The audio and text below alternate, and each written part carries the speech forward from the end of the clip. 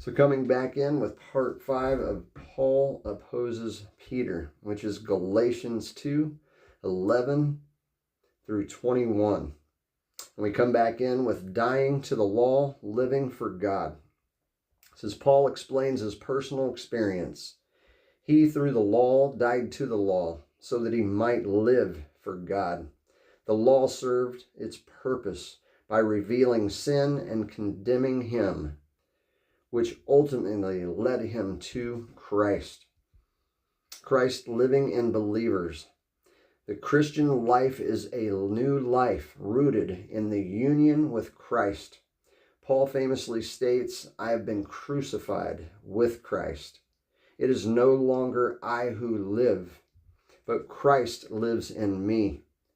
And the life which I now live in the flesh, I live by faith in the Son of God, who loved me and gave himself for me. The grace of God. To return to a system of law after accepting Christ would nullify or set aside God's grace. If righteousness could be achieved through law, Paul concludes, then Christ died for nothing, for no purpose. In summary, the passage emphasizes that unity in the church must be based on the core truth of the gospel. Salvation by grace through faith alone. And that actions must consistently reflect this belief, free from legalism or hypocrisy. Again, that's one of the heaviest burdens I think most, if not all, to be honest with you, churches struggle with and face.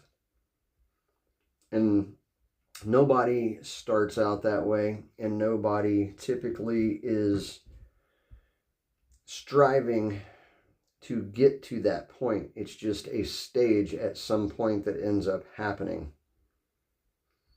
The legalistic side can begin to take over when we least expect it, and just comes out of nowhere until you realize what's going on, and sometimes you are completely blindsided. Again, it's by salvation, by grace through faith alone, that the actions must consistently reflect this belief, free from legalism and hypocrisy. Therefore, the church can stand with salvation